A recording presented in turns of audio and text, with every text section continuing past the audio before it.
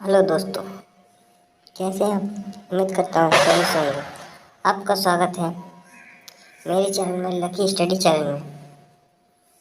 तो आज हमारा मुख्य टॉपिक है सूरदास। आज हम सूरदास जी के जीवन परिचय पे डिस्कस करेंगे, जो कि बोर्ड परीक्षा में कई बार पूछा जाता है और हर साल पूछा जाता है।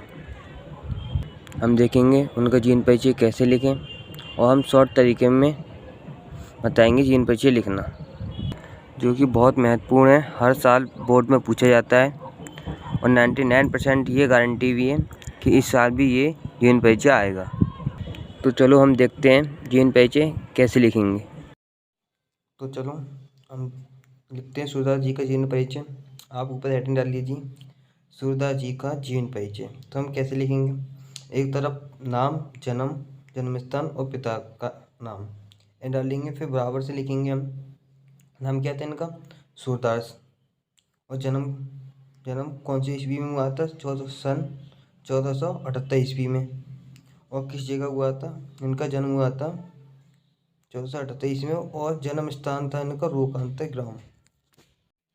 पिता का नाम पंडित रामदास। तो हमें इसी प्रकार लिखना है। एक बार फिर देख लीजिए, नाम सूरदास, जन्म 1478 ईस्वी में, जन्म स्थान रोकांत ग्राम, पिता का नाम पंडित रामदास। फिर आगे लिखना है इनके गुरु का नाम क्या था? आचार्य वल्लभाचार्य जी। सही है। और किसके भक्त थे? भक्ति किसकी करते थे? श्री कृष्ण भक्ति के। किसका रूप थे? ब्राह्मण का रूप, सुरगुण। भाषा क्या थी इनकी? खड़ी बोली। निवास स्थान क्या था इनका? श्रीनाथ मंदिर। मृत्यु कब हुई थी? 1583 ईस्वी में। समझ गए कैसे लिखना है? इनके गुरु कौन थे? आचार्य वल्लभाचार्य जी। भक्ति यानी ये भक्ति किसकी करते थे? ये भक्ति करते थे श्री कृष्ण जी की। सही है। ये ब्राह्मण का रूप थे यानी सगुण थे। इनकी भाषा थी खड़ी बोली। और निवास स्थान कौन था? श्रीनाथ मंदिर, यहाँ रहते थे। और मृत्यु उनकी 1883 ईस्वी में हो गई थी। फिर हमें आगे लिखना है, फिर इनकी मृत्यु कौन से स्थान पर हुई थी? इनकी मृत्यु हुई थी बारसोली में। कोई गाँव का नाम था, वही बारसोली में हुई थी। फिर इन्होंने इनकी रचनाएं कौन कौन थी? शोक सागर, सुरसावली और साहित्य लहरी। ठीक है। फिर इनका साहित्य में स्थान क्या है? साहित्य में स्थान इनका कृष्ण की बाल लीलाएं तथा कृष्ण लीलाओं का मनोरम चित्रण किया था।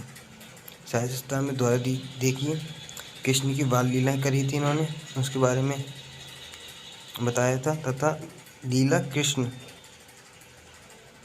लीलाओं का मनोरम चित्रण किया था। समझे अब? तो मृत्यु स्थान कौन है इसका? बारसोली। और रचनाएं कौन सी हैं? सुखसागर, सुरसावली, साहित्य लहरी। समझ के? ये तो हो गया हमारा शॉर्ट में जीवन परिचय। हमें एक दृष्टि में हमें जीवन परिचय हो गया। हमें साइड से ऐसी बोर्ड के पेपर में लिखना है, यही सब चीज़ डाल के लिखनी है। ठीक है। अब हम देखते हैं फुल में। यह है फुल में सूरदास जी का जीवन परिचय। लिखना चाहें तो ऐसे भी लिख सकते हैं। ऊपर डालेंगे सूरदास, जिसको स्क्रीन पे दिख रहा है। अब हम पढ़ना चालू करते हैं। अष्टछाप के सर्वश्रेष्ठ कवि सूरदास जी का जन्म सन 1478 ईस्वी में, सन 1535 ईस्वी में के लगभग आगरा से मथुरा जाने वाली सड़क के पास हुआ। समझे आप? आगरा से मथुरा जाने वाली सड़क के पास हुआ था। पास स्थित रुकांतक नामक गांव हुआ था, जो लाल हेडिंग से लिखा हुआ है। रुकांतक नामक गांव में हुआ था। और कुछ विद्वान इनका जन्म स्थान दिल्ली के निकट सिही नामक गांव में मानते हैं। कुछ विद्वान कहते हैं कि आगरा से मथुरा जाने वाली सड़क के पास रुकांतर गांव में हुआ था। कुछ विद्वान इनका जन्म दिल्ली के निकट सिही नामक गांव में मानते हैं। इनके पिता का नाम रामदास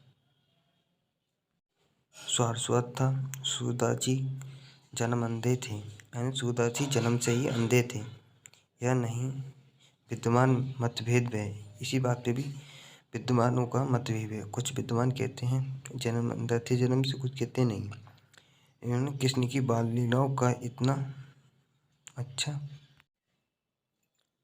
मनोहारिक वर्णन किया करते थे जो आंखों के प्रत्यक्ष देखे बिना संभव नहीं है।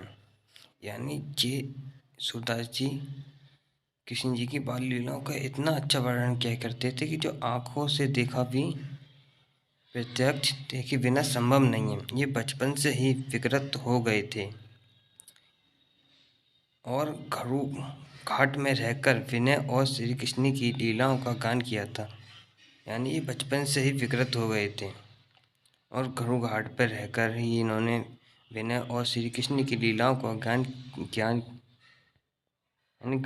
किया करते थे। वहीं रह के ये श्री कृष्ण की लीलाओं के बारे में बताया करते थे।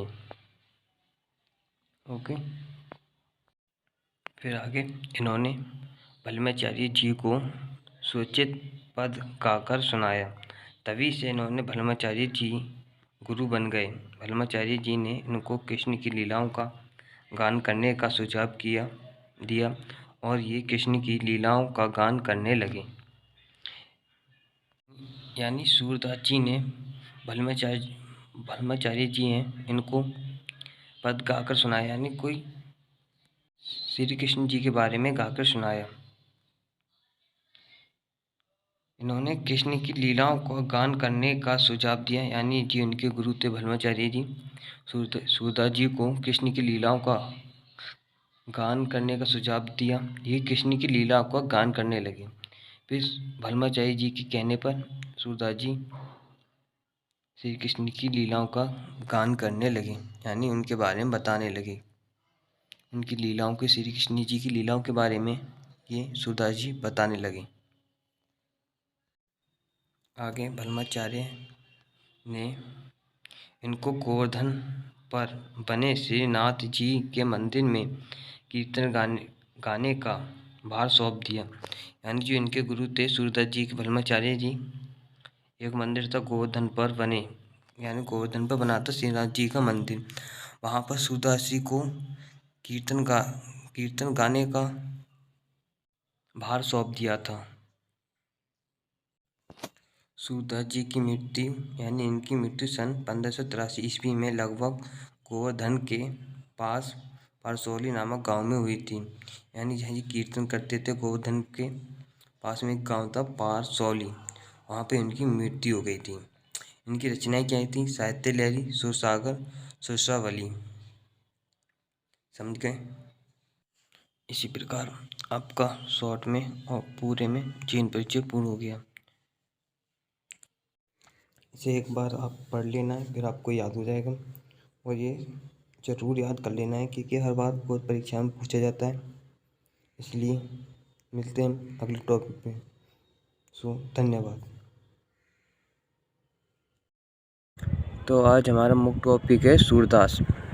आज हम सूरदास जी के जीवन परिचय पे डिस्कस करेंगे, जो कि बोर्ड परीक्षा में कई बार पूछा जाता है और हर साल पूछा जाता है। हम देखेंगे उनका जीवन परिचय कैसे लिखें और हम शॉर्ट तरीके में बताएंगे जीवन परिचय लिखना, जो कि बहुत महत्वपूर्ण है। हर साल बोर्ड में पूछा जाता है और 99% ये गारंटी भी है कि इस साल भी ये जीवन परिचय आएगा। तो चलो हम देखते हैं जीवन परिचय कैसे लिखेंगे।